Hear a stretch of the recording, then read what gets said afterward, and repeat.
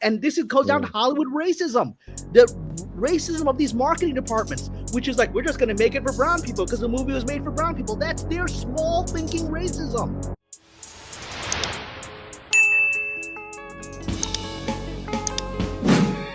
Holly here on the Latino Slant. Thanks for coming on by and checking out this very special video. If you're not yet subscribed, make sure you are.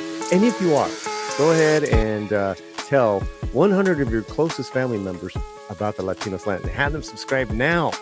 This is the second movie now that you convinced me to go see that I was resistant to seeing, and the second movie that I loved after I went to see it based on your recommendation. I was blown away, dude. This wasn't the movie I expected.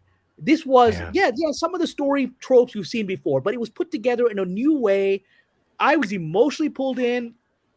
This is a family movie, not just for families. It's about a family. It's not just about the Blue Beetle's character. All of the family characters were richly developed. It's about a family dealing with this situation, right? Which is exactly what Ms. Marvel is. I'll talk about that, the comparisons. But sure. And then it made me laugh out loud throughout. And there was a lot of immigrant jokes. Like there's this moment where you're right. You're out and use like a bottle of Vicks to wake him up. This is, because that my sister texted me. My sister was crying when she saw that, because that's what Pakistani people would do. Really? Vicks is an all solution. You solve everything with Vicks. Rub, yeah. Cancer, you put Vicks on your chest. You solve everything with Vicks, right? And that's awesome. And so, I mean, but then it was emotional.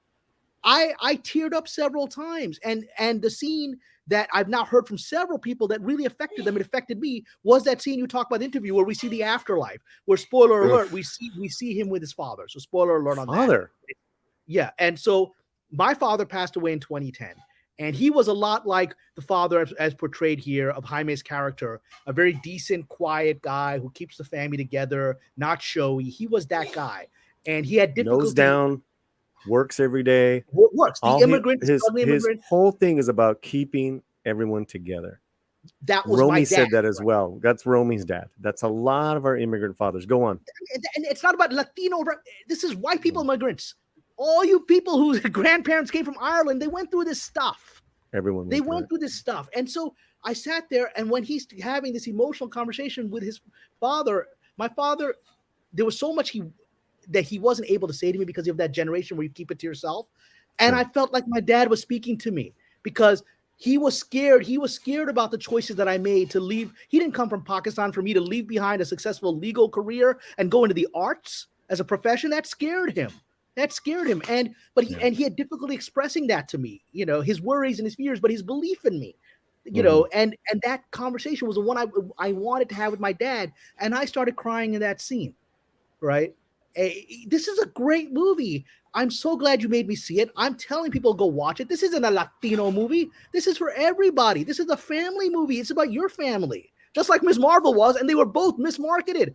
And this goes down to Hollywood racism, the racism of these marketing departments, which is like, we're just going to make it for brown people because the movie was made for brown people. That's their small thinking racism. Or let's even be nice and just say lazy and ignorant, which doesn't help. I've dealt a lot with these people. A lot of them are the progressive racists, right? I've dealt with them, right? They don't see outside that box. Yeah, and they don't see outside that box. Those are worse. They're the worst. They're the worst because you can't fix them because they think they're already progressive. Well, they're trying to save you and your people. Exactly. And the way they do it is they put you in a box. They limit you, which is what they did with this film, which is what they did with Ms. Marvel. It's what they did with In the Heights. In the Heights is a universal film. It's frankly better than Spielberg's remake of the classic, musical. It's just, but again, I talked about it at the time that, Hollywood wanted to support Spielberg, right? With Rachel Zegler. They didn't want to support this film. And so people who haven't seen it, go see it yourself. Don't listen to all this garbage out there. It's hard for me to cry in a film. This hit me. Because you want better stories told from different perspectives.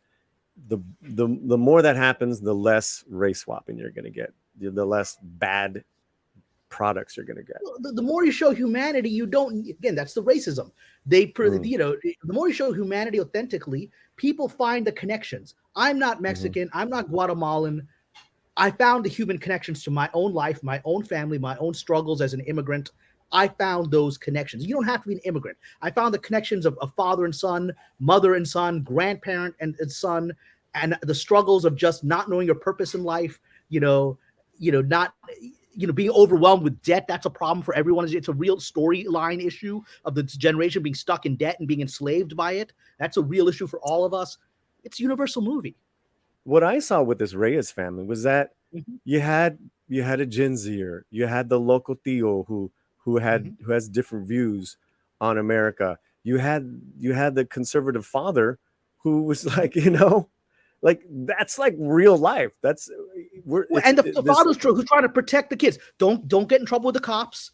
Don't. I mean, my dad was always like, do not don't get involved in protests and things. Focus on your homework, right? Because my dad had left, Pakistan to get away from politics, and he just wanted the kids to survive here. He didn't want any trouble. That's my dad. Because I don't think I've seen something as daring in that scene where he's in his dream state, and they take Jaime there to meet his ghost, his father, the ghost of his father. I mean, I almost lost it, bro, and I've already seen it now 2-3 times. I did lose it. I lost it. Did you? I lost it. I cried in the theater. I lost it. Yeah. And people were saying that. My sister said my nephew started crying and he got into her lap, and he loved the movie, but he got into her lap. He's like 8 years old when he started crying. This is an emotional movie, but it's not a sad movie. It's about triumph over adversity.